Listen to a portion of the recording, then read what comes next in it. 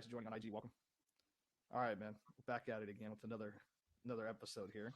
So, what was our rundown again? We're going to start off with airlines.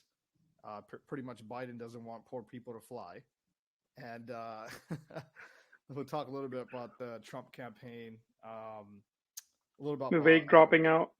Yeah, Vivek dropping out, which I think is a smart move, and everybody else should fall in line.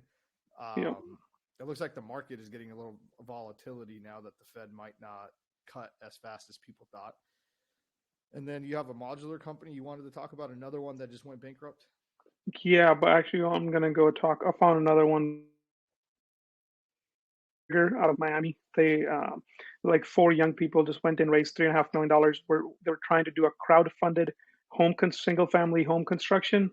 Just went bust, so I want to talk about that. And what else was on the agenda? I think that was pretty much it. All right, cool. Oh, you said something called Houthis. Oh, the Houthis. Yeah. Houthis, yeah. Well, man, that thing is, I still got a little bit more research to do. So I did some today and I had time. I've been researching it for a while. And it's just interesting, man. It's like a big old chess match being played. And once again, just a bunch of innocent people are getting hurt. So yeah, I guess we can wrap up with that. I don't know. We get. All right. Start off with Biden not wanting poor people to fly. I'm excited about that. All right. I guess not excited, but I'm just curious. Yeah. So here's the situation, guys. We all know that at the end of last year, America's favorite airline, Spirit Airlines, and JetBlue were going to merge. Now, on the totem pole, both of these guys were obviously out of the big four picture. And for you guys that aren't familiar with like the airline industry that much or don't pay much attention to it, last time you probably flew with the big four: United, American, Southwest, and Delta. The other one, and Delta. There you go. So this was an opportunity. So it was Frontier was bidding and JetBlue was bidding for Spirit Airlines assets. And essentially JetBlue overbid. And people were like, oh, they're crazy, whatever. And I'll tell you why it's not an overbid. But basically, as you know, all these mergers and everything have to go through, Department of Justice, and it gets political. And, the Biden administration's in charge right now. If they give the final push for the yeah, it's going to be a yeah. If they bring the whip down, it's going to be a no. It's really that simple, right?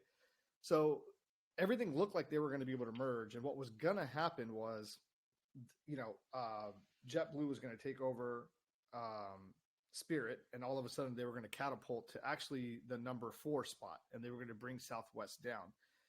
And if you think about it from a strategic standpoint, the reason why you would want to overpay, there's a couple of main factors. And look, and when you're in business, it's price is what you pay, value is what you get, right? So when you say overpay, it's like, what do you mean by that, right? Is there like a hard number or whatever? Because here's the thing.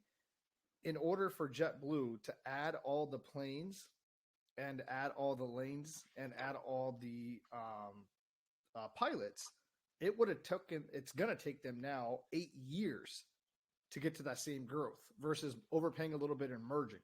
Because you got to remember, there's only a couple of companies out there that make these airplanes, and they're way behind on back order, like way behind. It's like get in line, right? You got Airbus and you have Boeing. That's pretty much it. So merging these two, it would allow JetBlue to swallow up all of the planes that Spirit, ticker Save, has, and swallow up all of their pilots. It would be able to catapult them into that position. And in my opinion, it would open up lanes, and they would be now a big 5 had that happened. And the 5th one, being the new JetBlue, would still be more centric towards the lower end for the price and the totem pole, right? Like, hey, we're gonna stand our price by not having any bags, and if you want to fly, you could fly, but you're gonna fly cheap. Our margins are gonna be good. Now the running joke is the Biden administration doesn't want poor people to fly, and that's why they blocked this thing. The real reason that they blocked it, or the judge blocked it, and the reason that he gave was he said that this would make the airline industry less competitive. And I don't know under what metrics he's gauging that under. Maybe they're saying, because of this, when they merge, now there's only 5 players, not allowing, Frontier, JetBlue, and Spirit to fight for the low airfare that would make it. But the reality is this is now, because of this merger failing, Spirit is on the merge of filing for bankruptcy. So really, did you really make it competitive? You probably didn't. And now instead of all the assets being combined and going into a low fare airline, now they're going to get all divvied up. The pilots are going to get divvied up and the big dogs are going to eat. And for me, looking at it from a political lens, Biden doesn't want poor people to fly is the joke. But the reality is, it's kind of like, from their standpoint, if it was up to them, they would suspend commercial airline flights.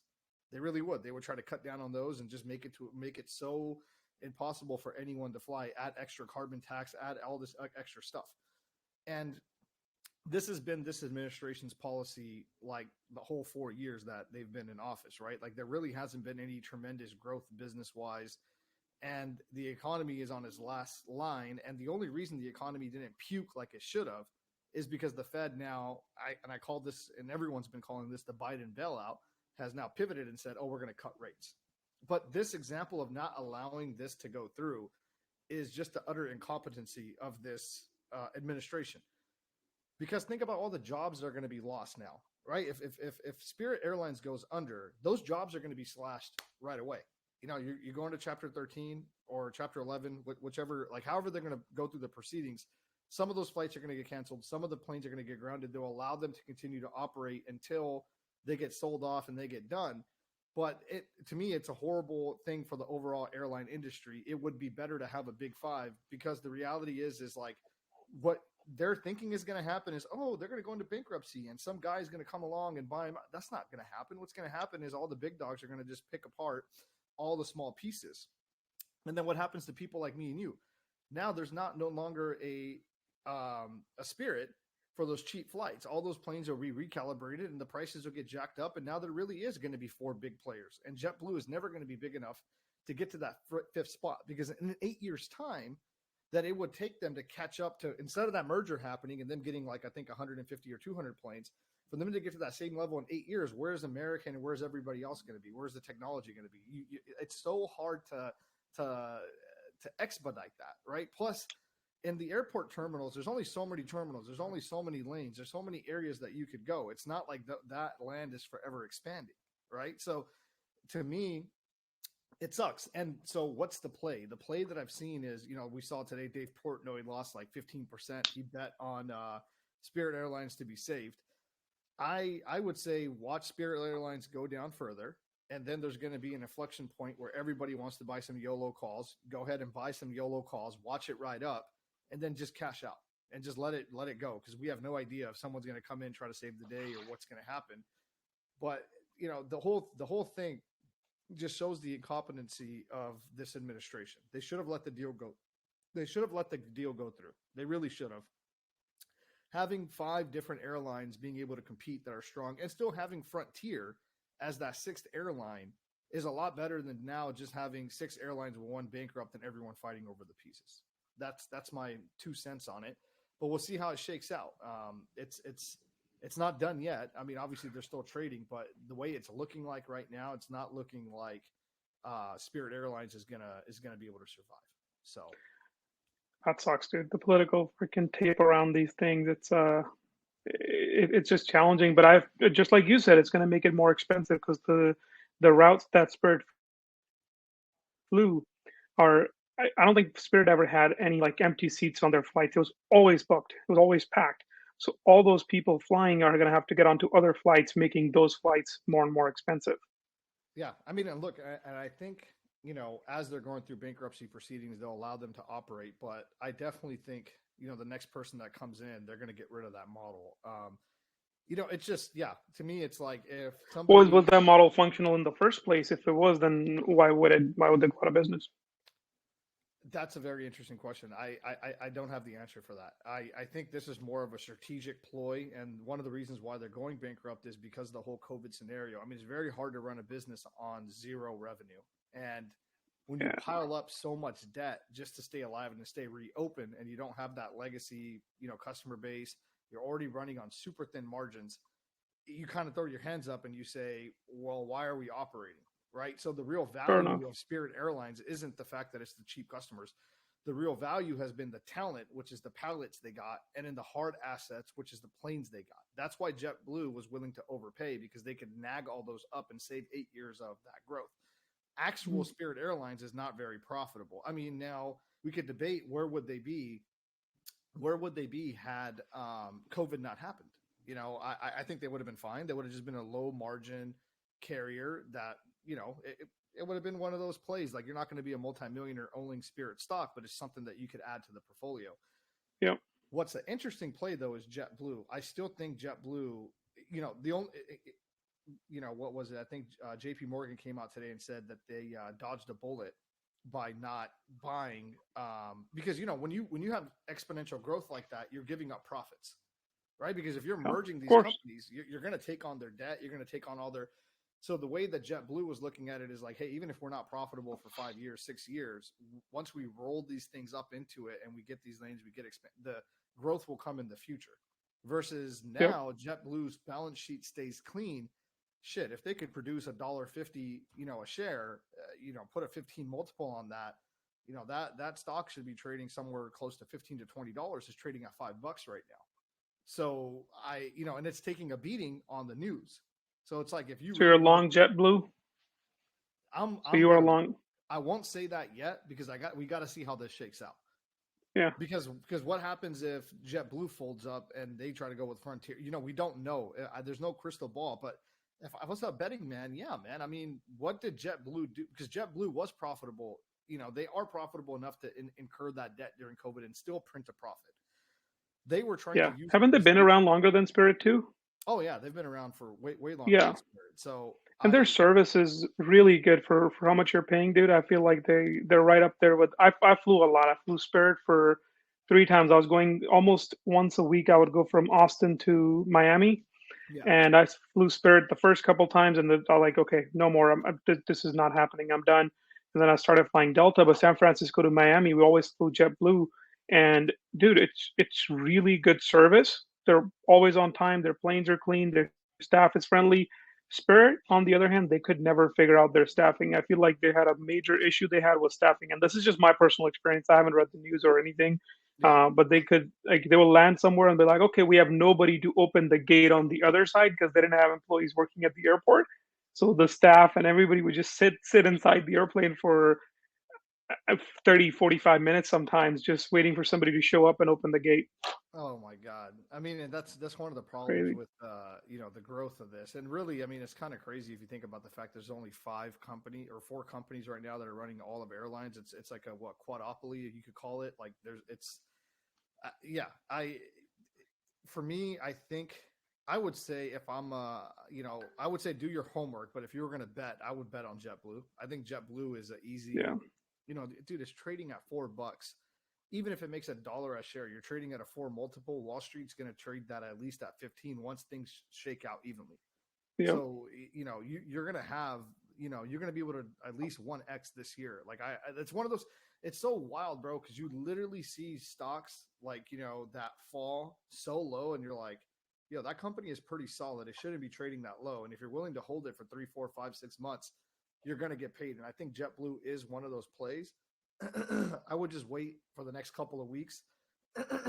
Really, I want to see what happens with Spirit, because if Spirit goes bankrupt and then it's announced that JetBlue is still going to be able to buy some of the planes at a discount, that stock is going to, you know, catapult. But if Spirit goes, somebody's going to. I mean, someone's going to have to, right? Someone's going to have to pick those pick those assets up. But that's the thing. We have to see who picks those assets up. But I mean, if you have a couple grand and you buy JetBlue, I mean, you're going to, you know, if you're willing to hold it for 3, 4 months, I mean, I think you could make a very, very healthy return on that, but it's a risky play. Yeah, that's the, you know, sure. Anyway, so what's move on to Trump? Daddy Trump, Big Trump. Yeah, there's a little thing out today that Rogan just posted saying that they were making fun of him, saying that he has like syphilis or whatever on his hands, and is like, dude, that's clearly from golfing. He has blisters. It's just, this media is just, it's crazy, man. Was it Yeah, it was on his hand, on his swinging hand. But anyways, so a lot of people that don't know, so these caucuses and like what's going on, how does it work? Is like this is how you determine who you're going to vote for on the ballot come in November. So Iowa was the one that kind of kicked it off, and as you can see, he won in a freaking landslide. The controversy that's happening right now is, so what happened is Vivek saw that he was polling for, and he was hoping that he could at least catapult to 2 or 3 or higher up. It didn't happen. He pulled out. And what happened is a lot of Democrats switched parties. And usually you see about a 10% switch. This time around, it was like in the high teens. It was in the high 20s. They switched to vote for Nikki Haley to try to combat Trump. And it was so bad that they weren't predicting it. Wow. The fact that they ran out, bro, they ran out of forms. They had to go and get printer paper, get forms to get people to switch. And so it's ridiculous. They were still not even close. Now, the controversy, there's a couple of things that we could get into. One is with Vivek. They're saying that he did this as a scam to all of us. Like he fooled all of us in the sense of he's a smooth talker. I like him. I made a whole video on him. I think he's cool. I think he's good for the country. But other people think like, hey, this is a pharmaceutical guy. He, decided to drop out of his company to make this run so then he could sell his stock and not be ridiculed. And all in all, after he sold off his stock options and everything, he cashed out $60 million, and nothing in their company has been made. There's no medicine. There's nothing. It's still all on paper. It's still going through the process. So a lot of people are looking at this and saying, Vivek, you're a scam artist. But I'm like, dude, 60. Like if you would have stuck with the company, usually guys like that, they're gonna do just fine. If it's not today, it's So I don't believe that, but that's the rumors going around. I don't know what his net worth is that he would do something like this for 60 million. I thought he was worth a lot more than that. I'm just gonna Google it while we're talking. Yeah, Google that. Google his net worth. But I mean, at the end of the day, it's like, Dude, the guy's worth more than 960 million. He's technically a billionaire. He's not doing this for 60 million. And whenever he did talk, I mean, again, everybody has some sort of a shady past, I guess. But whenever he did talk, and the way he was speaking and things he was saying, it felt like he was genuinely frustrated at the current state of our country. Dude, I think so. And I think the play for him all along was to go make that VP run. Maybe nobody in their right mind is thinking that they're going to get up out of nowhere with no political background and just going to go get that seat. That's not going to happen. And if he does make the VP run, no, Obama was involved in politics for a very long time. Oh, yes, yeah, he wasn't. He wasn't. Yeah, he was since college. The guy was, and this guy's never been a politician in his whole life. He's never ran for even a school president. Yeah, I mean, and there was a couple of clips where they're comparing Obama's speeches with Vivek's speeches, and they're saying, like, this like skinny brown guy or something. Yeah, like using the same adjectives. Yeah. Yeah, and I saw that too. Yeah, at the end of the day, man, like that's politics, right? Of course. That, sometimes you're gonna have to do what you're gonna have to do to get somewhere. Like it's just, dude, it's a dirty game. Like you're gonna have to say stuff that you probably don't mean to be able to win in order to get your agenda across. But us as the voters, we shouldn't be concerned about like that guy's right. What we should be concerned about the most, or I think we should be. This is my personal view. Is like, what is this guy going to do for us, the general population?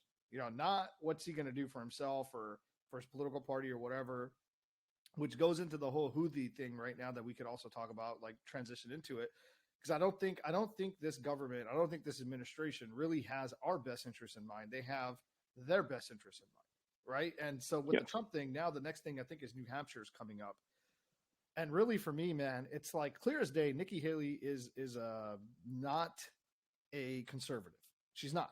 And her agenda is the old school, like all the other rhinos. Let's go to war. Let's, whatever. And dude, I think a majority of people are tired of it. And I think the quicker that Ron DeSantis drops out and the quicker she drops out and it's clear cut, the better off it's going to be for the Republican Party.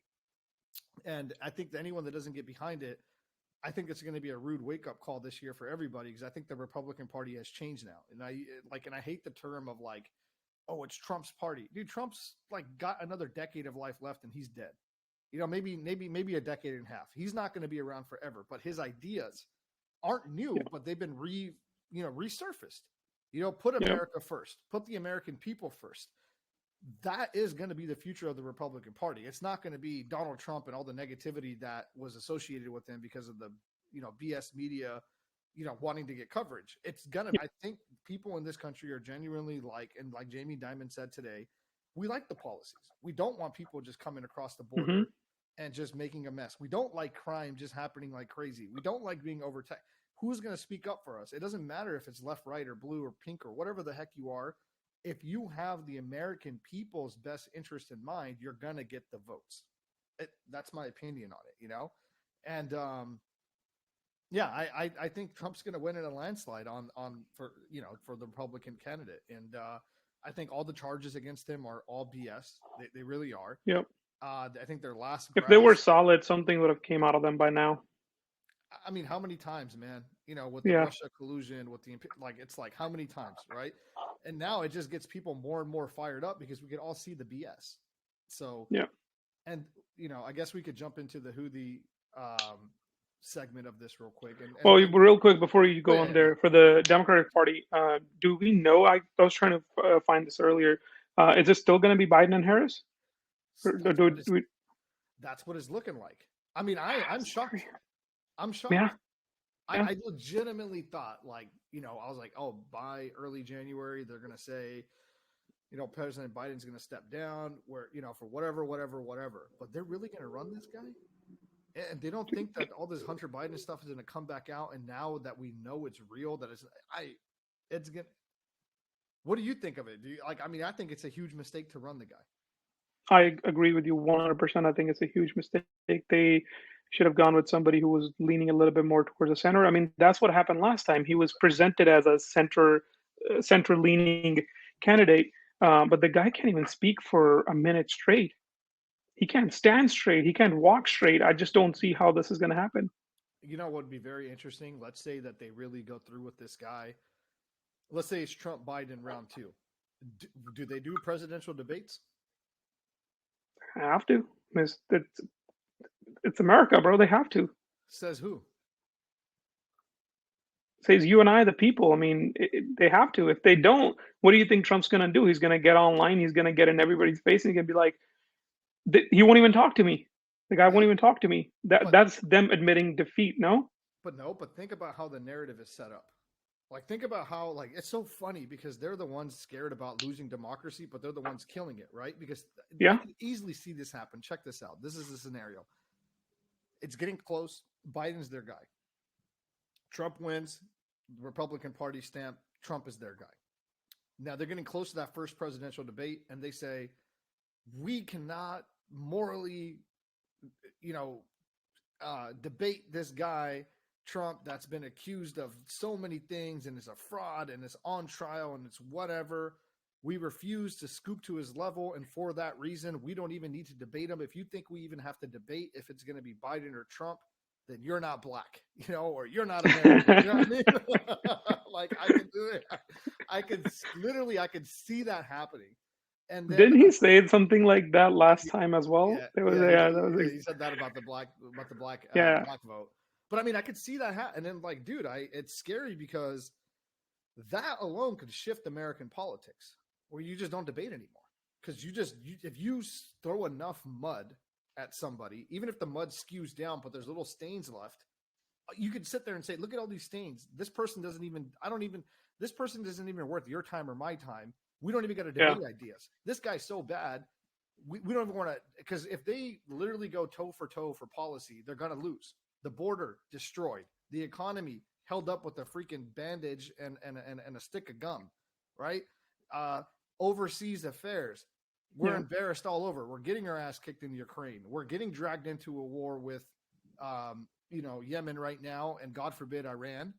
So it's like, what leg does? So why would he want to? The oil prices here, the energy price. The only reason it's down is that freaking strategic oil supply has been drained.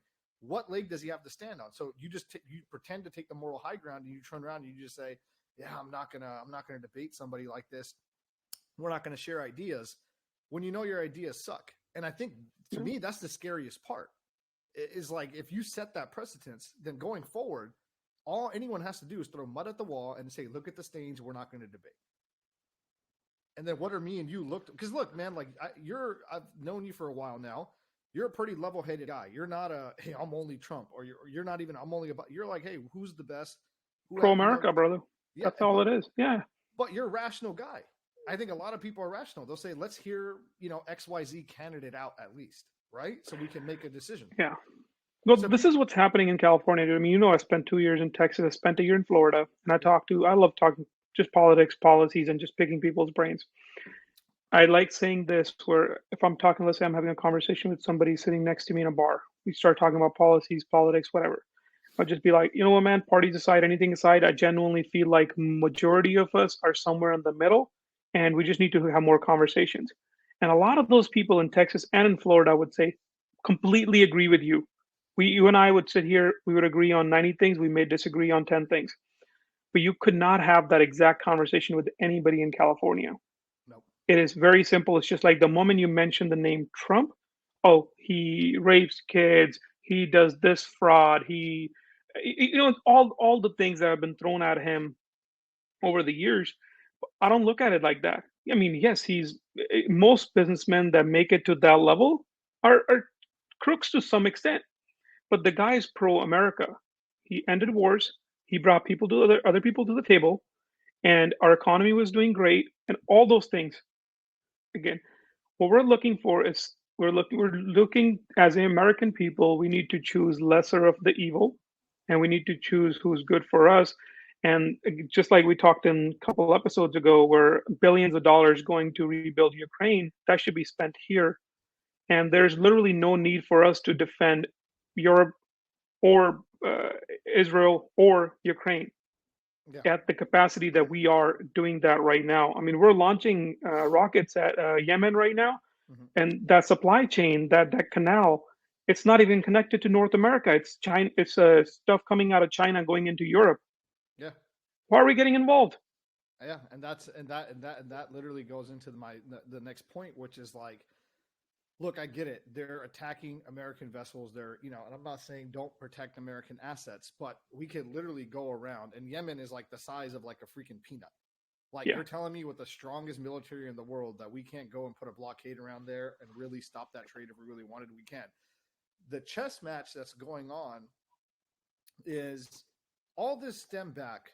And once again, people are like, oh, you're just a Biden hater. I'm like, nah, man. Like, I see like the pattern. Like, Biden really released the money to Iran, right? To try to renegotiate those deals which I don't know why we keep doing that. They don't like us.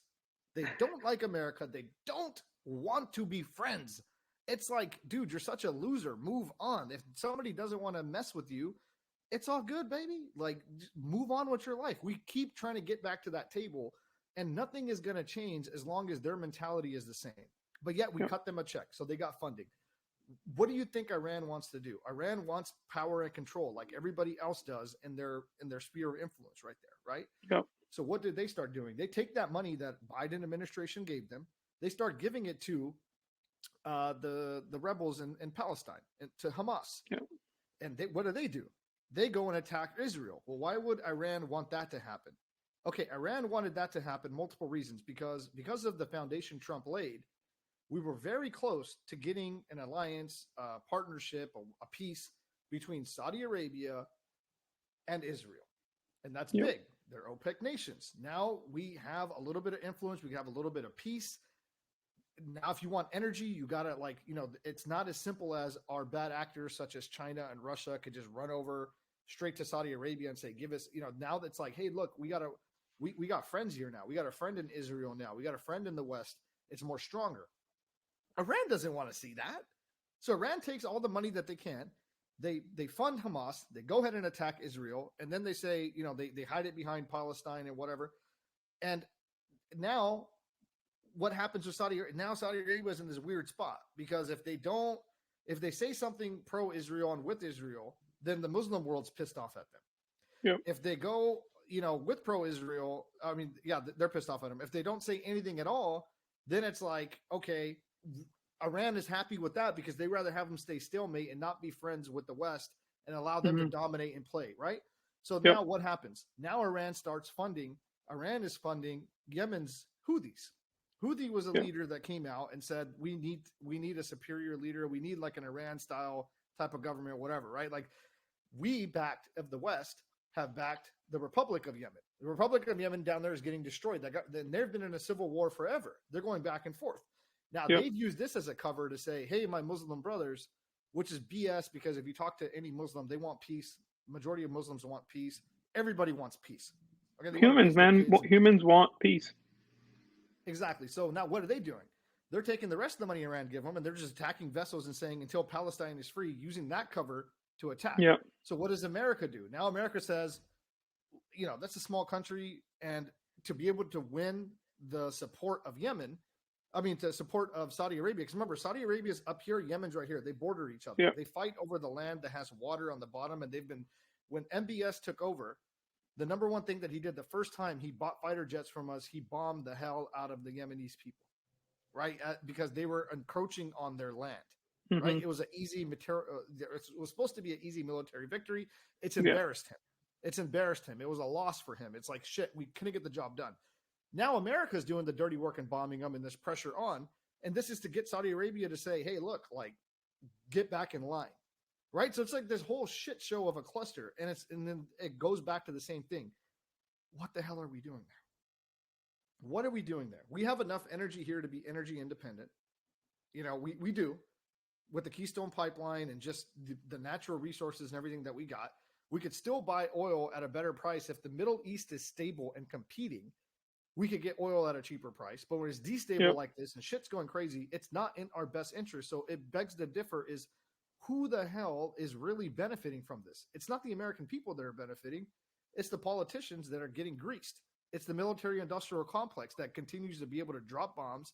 And then we send aid packages, right? We send aid packages to these countries to repair them. Yeah. And then who gets these deals? Family members, the Biden family gets, through third parties, get a little cut of all the money that goes there. Where is the money for our streets? Where are the money for our schools? Where is the money for our infrastructure? And that's the whole cluster F that is going on right now. And I'm like, it gets me fired up because I'm like, dude, how does everybody else not see this? Like if Yemen was really that much of a problem, if those vessels are really that much of a problem, you have the strongest navy in the world, blockade them. What are they going to do? Simple. Yeah. But yet we're bombing them. And so it's, that's it. This thing is, and then the funny thing is like, this has the potential to continue to escalate. And that's what worries me is like, Iran could step in, Russia could align with them, China could align with them. And now you got World War III on your hands. And I know that's like, oh, that's so far off, but it's really not. But that's how it starts though. Even World War II, it wasn't a snap of a finger. It was small conflict and then escalates and escalates and escalates, and involves more and more and more people. And that's really how it starts. Yeah, man. And, and I genuinely believe Trump is the right guy to de-escalate everything because he's not he's a businessman. He's not a politician. He's just going to get in there. He's going to try to figure out most resourceful guy out there, right? He's going to try to get in there. Okay, how can we get this done? It is. And look, like the reality is the whole war in Ukraine should have been ended like a year ago. Like, if you look at it, like, and this is not like, I hate when people see this, like, oh, you love Putin. It's like, nah, bro, like, I don't want American lives shattered. I don't want any lives shattered. And you got to look at it. If you can't make the argument for the other side, then you probably shouldn't be giving an opinion. Right. Because then you're just, and so the 100%. the argument for Putin's pretty simple. You guys are bringing, the UN to my doorstep and you're threatening our sovereignty. All he wants is his region there to have a layer so the UN can't just come and slap him whenever. And he said, just keep. So let him have it. Let him have it. We worry about us here at home. Those billions of dollars that we aided up and sent there, that's insane to me. That could literally repair our whole infrastructure here. We could do so much with that money. We have homeless people here. We have a whole freaking drug epidemic here. Some of us don't even have health care. We don't want to address that, but we want to go. You know what I mean? So it's like, Trump would go in, that war would be over probably in a couple of months. He would say, we're going to cut funding. You need to figure this shit out. Get that done. Second step with everybody else is like, get in line. He does not get enough credit for destroying ISIS. I don't think the Houthis there would be a problem, So it's like, it really is going to come down to what the American people really want. And like you said, there's a large majority of us that are brainwashed with, he is just a bad guy and he's horrible, and the Democrats have him under their thumb. But the rest of us that are waking up and realizing like what the hell is really going on, I hope our vote counts enough to get the Yeah. right person into office. Well, you're in the state where it's really going to make a difference, bro, because Texas is turning blue. I'm in California now, and it's no matter what you do. I mean, of course, I genuinely feel like I would want to track the number of Republican votes that happened in California, because I know a lot of people that are just pissed off that have never in their entire lives have never voted Republican, are just pissed off at Democrats. Yeah, So we'll see how that goes. But Texas, I'm worried about just because of the influx of people going in, and even last time it was very close. it was, and at the end of the day, like I still believe in the electoral college, man. Without that, like it's a true democracy is tyranny, bro. It can't work. A one-to-one vote system is never gonna be. It's a horrible system. It really We're is. And seeing it in India. I don't know how much you follow the Indian politics, but we're seeing nope, it play it I out would over love to there hear right about now. it.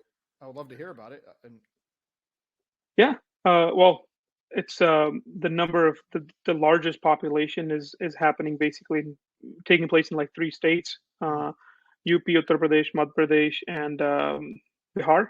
mhm. And those were the most undereducated, most under-industrialized places, and majority Hindu voters, because that's where those guys are. And BJP took the religious stance, which I don't think any political party should take that religious stance. But over there, one vote is just one vote. Yeah. So they're just simply focused on those states and making those people happy, and that's all that counts.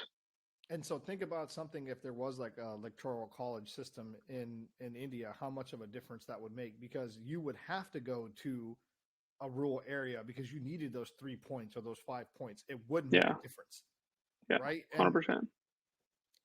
And the fact that we're trying to get rid of that system is just like that's like a whole nother topic. But it's like, bro, like that's you were literally would be neglecting the whole middle of the country because you'd be like, oh, you're irrelevant. You just go to It the doesn't next. matter. Yeah, That's horrible. That is how you literally get a revolution to happen. Because if I'm sitting in the middle of the country and it's literally 1776 again, why am I sending this money all the way over distant miles away when I'm not even being represented or being heard? You know, yeah. it'll be an interesting shakeup, man. I think this in the next voting round, it's going to be a very telling sign because it's like I really don't know what they're trying to accomplish here.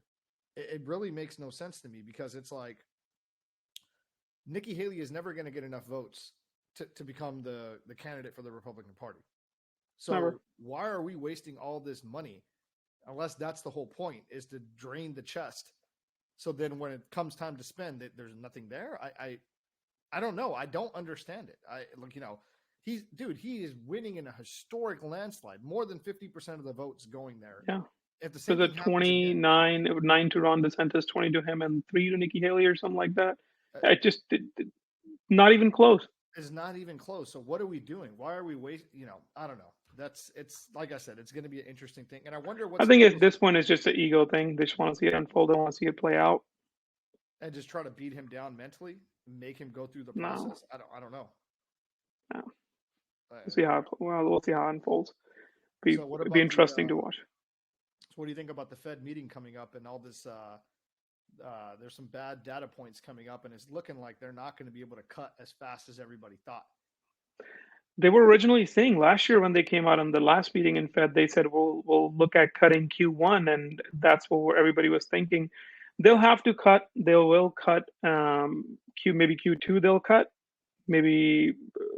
I mean, they're going to cut before election. They have to make it look like economy is doing good before election.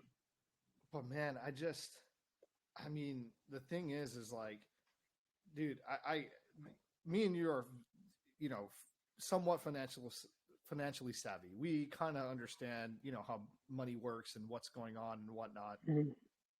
I just don't see how we're going to recover, dude, if this inflation comes back out. I fear for people, man. I feel like we're just, for the average person, is just going to get absolutely murdered. Yeah. And nobody cares. But but it's also not sustainable to keep the rates higher because we're paying so much as a government. The interest payments we're making, it's ridiculous. So it's a double-edged sword. Which way do we go? Well, here's one of the things is like, and I hear this argument all the time from everybody, like, oh, look, our national debt is so high, like, whatever, right? You guys have to understand our actual national debt is only like, I think like, and I say only with a grain of salt here, but I think like 7 or 9 trillion. The rest of the monies that is owed is unfunded liabilities. It's Social Security and Medicare. So if we technically do go bankrupt, the first two things that are going away is Social Security and Medicare. Because if we come down to our core principle of what we actually will owe, debt to other nations for our war in Afghanistan and Iraq and the bonds and everything we sold, it's that. So who gets hurt more? The poorest people. How can you spark a revolution is that way? All of a sudden you wake up one day and these millions of people that are relying on Social Security to retire, it gets cut by 60, 70%.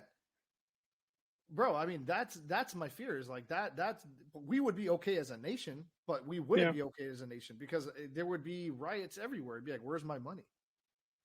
It would be France 2.0. It's whatever happened over there end of last year, mid to end of last year, yeah. Or Greece. You remember Greece? Yeah. We were, just coming of age when the whole 08 blew up. Yeah. And that's what's going to happen if we don't, because you're right. You're 110% right. It's like a double-edged sword. If we don't bring these rates down, our payments are going to continue to skyrocket, and then we can't grow as a country. Then we just stagnate even more. So it's bro. And you know what the funny thing is, Ars? And it's so fucking funny, man. Trump literally said, "Let's refinance our debt. Lock in the rate. Lock it in." What? And they were like, "No, we're not gonna do that." And it's like, another Democratic problem. If you borrowed so high, it's like lock it in, kick it down. Man, I can't. I don't know, man. I don't know. And look, man, it does make me worried about our future. It really does, because it makes me feel like, there's no clear path that we could take that's like, okay, this is the safe route, or I can make this investment. Now more than ever, everything we're doing is a gamble. It's a risk. And that's why I'm willing to take more risk and more gamble, because I'm like, look at what's going on. If anything, they're going to just let this go like India. And all that's going to do is like, all of a sudden your, $500,000 house is going to go to 1.5. Yeah. Just skyrocket. The values will skyrocket. Yeah. And the time right now, I feel like the project you should be looking at is just a strictly value add project. Just simply buying, because nothing cash flows as is. So you're just, whatever you're buying, whatever you're looking at, you have to have some sort of a value add component to it.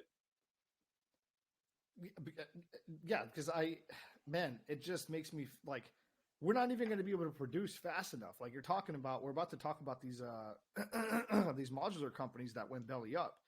The reason why people are willing to put all this money behind them is like, we're looking for a way to just go and build, right? Like we're trying to like get it to market, right? And that, if that continues to be a perpetual problem on top of inflation, everything is going to skyrocket.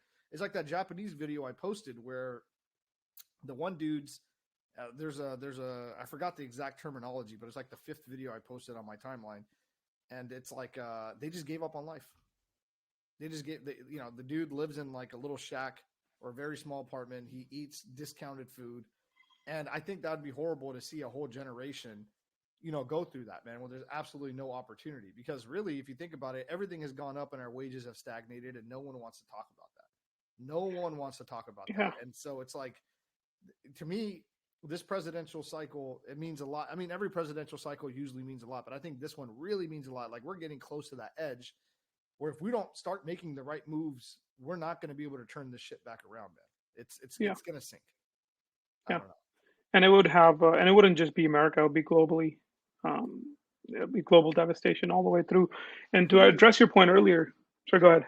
I'm just curious. Who do you think would suffer the most if there was another 08 meltdown or blow up? Like who like India? Would it be China or Europe again? Would it be America this time? Like who do you see? Like looking at it from a global scale, that would just get absolutely crippled. I don't think it'll be India. I think India is in a place where they're getting ready to skyrocket. And India in the next 2 decades is going to be a topic of conversation where, how we talk about Israel right now with the technology that they have given us within the last couple decades, that will be India. They're building.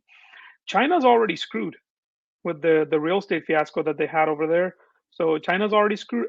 I genuinely feel like yes, American like your lower middle class, and poor people in America will be fucked, and pretty much everybody in Europe will be fucked. Why do you feel that India? Because look, they got the population, they have low debt, but I just don't trust anything about them, man. I don't trust their stock market. I don't trust their accounting. I just don't trust them, and I don't trust the fact that guys like me and you could go there, invest, and our investments would be safe. So, do you think? Like, why are you so bullish on it? Do you think just the people that are there are going to be so strong because they're there and they know the framework and they'll be able to build, or like, am I missing something as an American guy that only went there 4 or 5 times? Like, where's that gap at that you think that they could catapult to that's going to be the country that has the highest growth in the next 20 years? Yes, so it's the population is number one. Now, what type of population is young, educated population? Okay. Number two, the Modi right now, love him or hate him. I'm not a big fan of the guy just because he's the religious stance he's taken and then the way that the country's headed. Uh-huh. However, that guy is pro India. Everybody around him is pro India. Yes, there's corruption, but there's corruption at a much lower level. Modi has no wife, no kids, no home. He's not trying to get rich. Neither are people around him. They're not trying to get rich. They're trying to put India on the map. Now, you may not feel with your money being safe there, but Amazon has the outside of Seattle, the biggest building Amazon owns is in India. Apple just did a really big investment. Mark Zuckerberg invested billions of dollars, basically gave everybody free internet. And if you follow any news, or if you're in India, or if you follow any Indian news, Geo was huge out there. They came out, they gave everybody, and this was owned by Reliance, so this is technically owned by Ambani's, but all of that was Facebook's money. And this was pre WhatsApp, before Facebook bought WhatsApp. They gave everybody free unlimited internet. Got them hooked on Facebook, Instagram, WhatsApp. They go in, they buy WhatsApp.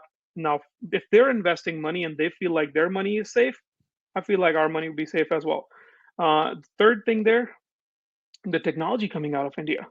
They're supplying one third of the global robotics for the warehouses. Really? Yes, Wow. Is there like a we go to Punjab, we go to Delhi. yeah. Stuff Okay. that's happening there, the tech companies over there.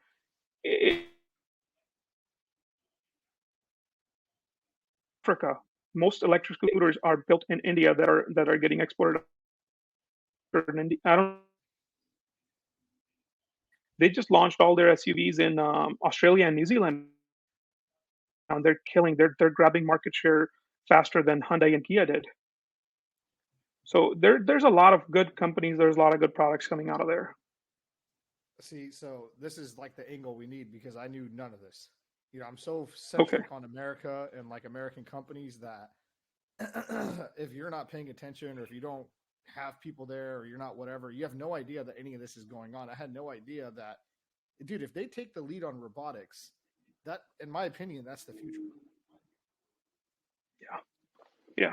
And wow, I mean, that's pretty.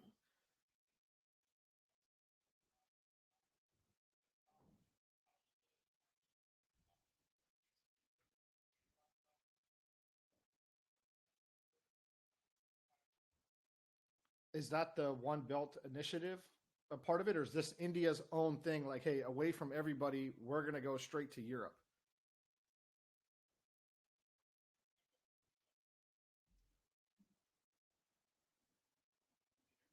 I could hear you on my IG. Unfortunately, on the recording here, you froze up. Oh snap! I got to get you back on.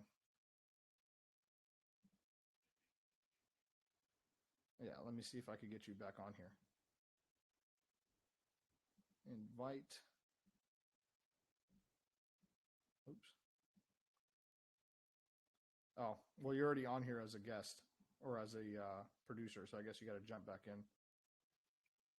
And There we go. he's back. He's back. Sorry. you were saying, is India building a road by themselves through China? Or I mean, through to Europe, or are they using the One Belt Initiative? They're using the One Belt Initiative, but throughout India, connecting south to north, there it's all happening in house. It's all happening within India. Yeah, man. Like, I mean, one of the things that I just saw was the fact that Tata just bought Air India, and now they have a flight going from Dallas straight to Delhi that they're opening up. So Yeah, it's like they're I got look. and those airplanes are badass, bro. Are They they they really? got those off of Delta. Oh yeah, they got them off of Delta, and they're brand new airplanes. And that's what's happening right now. And a lot of people in India would hate it. They're hating it. They're saying, "Oh, why is Modi making everything private?" He's basically Air India was a government entity. They Yeah. sold it to Tata, and again, anytime there's government entity, there's corruption. So he's privatizing everything. All the construction for all these roads and everything was privatized. Now, also, when you think about India, up until 10 years ago, it was just basically 5 years, 5 years, 5 years, 5 years, just two major parties, Congress and BJP. They were just taking turns going back and forth. The way the political system is set up right now, it's almost going to be a monarchy in a way. It's not even democracy anyways because nobody's competing with this guy. Well, I There's no mean, other. There's no opposition. if correct me if I'm wrong here, but Tata was originally the owner of Air India. Then the government took it over, then they gave Yes. it back, right? So it was Yes. rightfully okay. Yeah, Yeah. man. Yeah. Every now and then, look, like I have my reservations about China. I don't think. I mean, look, I'm probably going to get a lot of slack for saying this, but like in the sense of like someone who actually is looking out for their country, I think Xi Jinping actually cares about progressing China forward and not lining his pockets. The Yeah. thing is like when you, but this also comes down to like when we talk about building businesses, right? Like me and my partner, when we talk about this all the time, we're like, dude, we want systems. We want systems because systems are going to outlast people. You can have a great manager at a company for 30 years, 40 years. That manager is going to die, right? But the system isn't. The system becomes a cog. It has, and I fear that some of these countries that are relying so heavily on Modi and on Xi Jinping, it's like once they pass, is the next set of leaders going to be that good, or are they going to fall into the corruption? And that just goes down to me. Like I'm with you 100%. I'm convinced that yeah, India is going to flourish and stuff. But it's like, to me, as an investor, obviously these big companies, a couple billion to them is absolutely nothing, right? Like Yeah. someone like Facebook. But I think a lot of people look for stability, and I don't see that with India yet. Like what I want to see is property rights be respected like they are in America, and then I'd be like, yeah, let's go do it, right? Like where it's no BS. Hey, if I buy this plot of land, it's secured. I'm not going to have to go grease somebody to sell it or to buy it or whatever. It's just like how we do it in the States, where it's just like you pay a flat fee and it's like, me and you could exchange evenly. When that happens, that's when I think I'd be like, oh, I'm all board for India. Until that happens, I can't say me personally, I would want to do anything in India. I don't know. I'm not doing anything either. Matter of fact, the stuff that I'll eventually inherit, I'll sell and bring that money to the US, no doubt about it. But to address that concern, it's disappearing right now. And the way they're doing it is just basically going digital on the payments.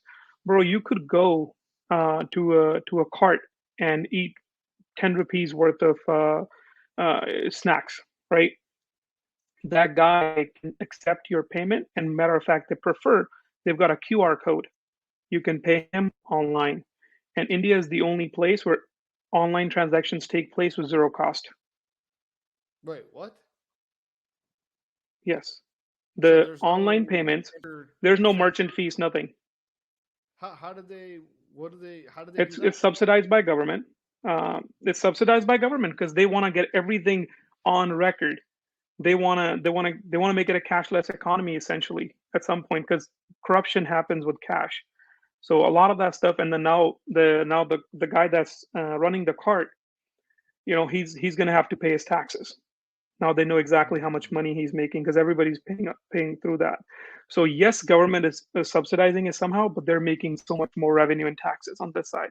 So that's what's happening, and I was fascinated. And this happened in I went there last in 2020, end of 2021. Okay. Dude, I was shocked to see that. And then before that, I had gone in 2012 and I really spent some time there. 2016, I went there to attend a wedding. I was in and out in a week. And then 2021, bro, everybody's doing online payments. They looked at me weird when I was trying to hand them cash because I don't have Indian bank account. Yeah, yeah, yeah. So that's as far as I know, that's the only place in the world where you can do a online payment without any fees. Well, I feel like, yeah, I don't know enough about China. I know a lot of them use like WeChat. Speaking of Yeah, online payments and digital payments, like Trump made that campaign promise that we're not going to accept the Fed now coin. I think it's inevitable that the world is going to shift to digital, digital whatever. I just think it's going to be a lot harder to, lie and cheat. And as much as people yeah, might think that, and a lot of people don't understand this either about Bitcoin. They might say, well, Bitcoin is a cesspool for whatever, whatever, whatever. I'm like, no, if you have enough time to go after big fish, Bitcoin is like a gold mine for forensic accountants. Like it yeah. literally, once you track one wallet, you can see what that wallet did and who owned it. It's like literally available for the whole world. You just got Yeah. to figure out who's the owner of that wallet and when it moved, Hmm. right? And so that's another scary thing to think about. Yeah, like I mean, But he's with got that, his demographic dialed in. He wants people. He knows people voting for him don't want change. So of course he's going to say stuff like that. And I genuinely don't think it'll happen in his 2028 is when he's going to be in office still. Um, yeah. I don't think it'll happen till in 20 up until 2028. It will happen one day. I just don't know when that would be. Do you think that he'll call off the funding for the IRS agents if he gets elected? Knowing that he coming from a real estate background, I'm sure he would. I don't think he would like that. I don't think he likes that. I don't think anybody likes that. Oh man, dude, that shit's And who funny. are they going to come after, dude? What is it, 130,000 people that they're hiring? Oh man, how many? No, 70,000 agents, 70 70,000 and agents they're hiring. Yeah, yeah, and so they're definitely coming after everybody, bro. Like they're gonna they're try to pretty squeeze, much everybody. Yeah, and I think that's gonna cause a lot of like hatred towards them. I mean, look, but then again, excuse me, the country's getting desperate. We need those tax revenues, yeah. so this is the time they squeeze. Um, I don't know, Yo, man. so what's up with the home builder, man? What? Yes. So Yeah. two things. Another modular company went Okay. out of business. What's the backstory? Uh, the backstory on these guys is they had went out and raised it was $3 million Okay. to get things started. Then they got funding out of Japan for all right. So they had they had raised $865 million all in all. Majority of it came from SoftBank. Oh, of course. Yeah. And then it was valued at $4 billion. Okay. And then This they is here had in Florida, or what part of the country? no, this was right here in Tracy, California. Oh shit. They Okay. were based out of headquarters out of Oakland, and they were building them out of Tracy. Okay. And yeah, going in for the highest peak valuation in 2019 was at $4 billion, and they ended up going under, and they just sold their assets in Tracy for $21 million. Jesus Christ, bro. That's like a 90 something percent discount. 95. Yes, yes, What went yes. wrong? I think there's a few things that are happening with these modular constructions, man. Number one, I feel like we talked about this last time as well. I Flat feel like land. it's a wrong Yeah. market. California is a wrong market to try this. Anybody spending $500,000 or more, I mean, $500,000 would it doesn't get you anything. Even in Tracy, let's call it $700,000, $800,000. Anybody spending that kind of money on a house wants something that stood the test of time, right? I don't want a modular home if I'm spending, even if it's 10%, even if it's at 10% discount. I don't want a modular home because I don't know what it's going to be like 30 years from now. Whereas a house that's built the traditional way on a concrete foundation with the right kind of lumber and right kind of siding and the right kind of roof, I know it's going to stand for 30 years, and then I'm going to need a little bit of repairs here and there. So Modular homes, modular homes don't have a concrete foundation. Do they go with like a different, like a brick? no, Like, they do pour they. I guess depending on where you are geographically, it'll need like either a P foundation or it'll need a concrete foundation, just like a slab foundation. So yes, I could pour the slab foundation, but the rest of the mechanism in the house is so new and so foreign to your average home buyer. Whereas my biggest investments, the trust is just not there yet. Mm. I feel So like that's number one. I feel like number two, this should be a successful product for like a rent to build to rent kind of community where somebody's going to go in there, they're going to lease it a year, maybe live there for 3-4 years and then out, where they're not concerned about the maintenance of the house. And that you're not going to be able to do that in California. It has to be done in a different place. well, I'm curious. Like you said, they sold at a discount. Like who bought them? Lennar or Lennar bought another one, Vive. this one we talked This about last one, time? So this is a new one. this is a new one. Yeah, it was called the Katerra, Katerra.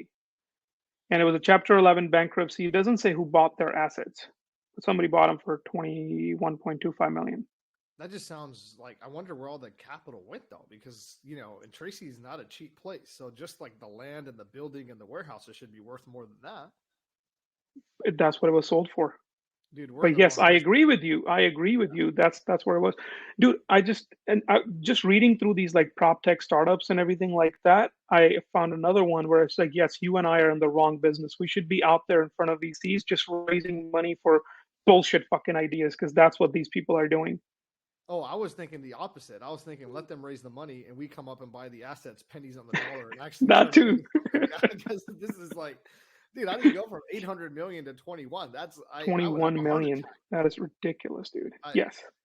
so I'm Yeah. curious. Did these guys successfully at least get one house off the ground, or did they get They three had three. houses? Three. Okay, that was better than the one They that built Lennar they built bought. 3 houses. The other ones built only one.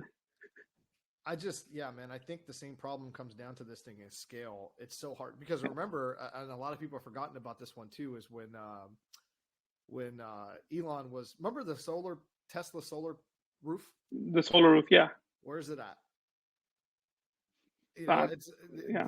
the scale for these things, because the food company we were going to buy, which we're still kind of in talks about now. I don't know. Maybe I don't know. I sent them an email back today. This is the bread company. No. This is remember I told you we were gonna it was up in Michigan. We were thinking about getting a food manufacturer. They make Iraqi food. Okay, I don't think we talked about this, but Well, go we can ahead. talk about it. We can talk about it a little bit if you want, though. But Sure, basically, go for it. it's the same thing on the construction side. Is like the ability to scale something is the hardest freaking thing. You got to get it to a break. Just to get to break even, it costs so much money because of the machinery and the equipment Yeah. machinery. I meant like the infrastructure. That before you even make $1 of profit, it's just such a big capital dump. And I think that's what's happening to these guys too. Is like maybe they're approaching this wrong. Is like if they were really smart, what they would do is do modulars for roofs. Just start off with the roofs. Like think about the wood and everything that you have right now. Imagine if you could make a roof that was like half plastic and you could cut the cost by 50%. And you could, but then again, like you said, it's so tough, man, because every design is different, right? Every Yeah. roof is going to be different. So that cost is going to come back. You're right. Never mind. That's a dumb idea. But And it's also how do you get somebody, yes, and maybe half the money, but how do you get somebody to trust a brand new product that hasn't been around for that long? A right. homeowner, because homeowner, it's for Americans, it's their pride and joy, it's their home, and we like spending money on our homes because at the end of the day, it's an asset. To even to get play around with stuff like that, I just feel like it's hard. I guess price, that could be the Yeah. only selling point. Like if I'm looking at for example, a roof, if a new roof is going to run me, like I think what last time I got a roof here in the Valley, it was like about 15 grand. Sounds about right. I was gonna say 18, but yeah. Yeah, it was 15. We bidded it down. Younger guy starting out, he cut us Yeah. slack on his labor. Yeah. If you could give it to me for like 12, I might consider it, especially on a rental property, right? Where I'm like, Yeah. it doesn't need to be the fanciest and the color and it's just, whatever. It's just a Other roof. than that, yeah, it doesn't really do a whole lot, for me. It's interesting. I wonder, another thing about this too is like right now we see a lot of these companies are failing because the rates are so high that you can't just go raise money on bullshit ideas anymore. It needs to Yeah. have a point of break even, but that might change if rates go back down. That's when you got to Yeah. go out there and pitch something and just like Shit, man. Where's the and last thing? Where's the accountability for this? You know, when you're investing here, there had to be like $800 million is not a small amount of money. There had to been a plan or something that says like, hey, we're gonna, what are we doing here? You know? Yeah. I mean, I guess SoftBank was just writing everybody's checks at that point. They did not care. They were writing check for everybody. Well, look at Another WeWork. one that was a lot less money that they were able to raise, but it just kind of went out of, and they were going about it the traditional way. Four guys out of Orlando, well, three guys, one girl out of Orlando, wanted to do crowd-funded single-family developments. Okay. So they went in, they raised $3.5 million, and the name of this one was To do what was the goal? Buy a plot of land, buy get a some plot of land and build. And rather than going about it the traditional way, they just wanted to go crowdfunded. So rather than going to like a hard money lender or going to, like a traditional lender that will lend you on construction, they just wanted to go ahead and build basically crowdfunding. How So do they went, what do the crowdfunders get for that? They can't you they can't. were going to give them return on their money. They were going to do a profit split with the crowdfunding people. That's so weird because usually there's laws about that. Usually what you could do is like sell a packet or a hat or a shirt. Yeah. I don't know. That's weird. But okay, I continue. So they 3 million, they raised it. $3.5 million they raised to go, and it was simply just to go build their infrastructure. Never got a single project off the. Go ahead. Wait, what? So they didn't even get any land, or what was the? It was a three. No, they nothing. $3.5 million to build their infrastructure is what they said. So, which was basically get their website running. Essentially, yeah, just get their website running. Jesus. Okay, get their website running. $3.5 million just to get a website. Just to get their website running, and they said put their infrastructure in place, but they didn't buy a single plot of land. They didn't do anything, and the $3.5 million just gone. Fugazi. The 3.5. Fugazi, yeah. They probably paid themselves like $1 million for their registration fees. I guess salary or some sort of a fee, or hired their mom to work for them, hired a whole bunch of people to work for them, man. But it's just sad. But yeah, that was another one. Where are you finding all these? Is there like a real estate website that just uploads all the shenanigans? No, I just go PropTech, and then I go and Google. I just go news, and then I just look for just searching through articles. Oh my God, bro! This is and wouldn't real quick curious. When did they get funding? Like, was this during the high interest rate environment, or was this during the free money environment? No, it was free money environment. It was like 2020, I want to say. Did I keep dropping off of 5G? My bad. Not Yeah, yet. but it was 2020. Damn. Okay. Well, I mean, what else? Do we have anything else left to talk about? This is crazy, though. I just can't believe these companies could just raise that and not have any type of like repercussions. Accountability. Yeah, no accountability. We got anything Yeah. else we want to talk about tonight, or are we going to wrap this one up? No, I think that's it. We're ready to wrap it up. All right, brother. That was a good talk. For here, go ahead and tell them where they can find you. Oh, just Instagram. Chillin' like Dylan. Attaboy. And then for us, yeah, you can find, me if you follow me. Obviously, you're watching this. And you could subscribe to the YouTube channel. It's free. Help a boy out. And and on Spotify. I'll post the link. And do you want to hop back on IG? We could answer some questions while I end this and see if anybody has any questions they want to ask. Sure, dude. All right, you got it. I'm going to end this.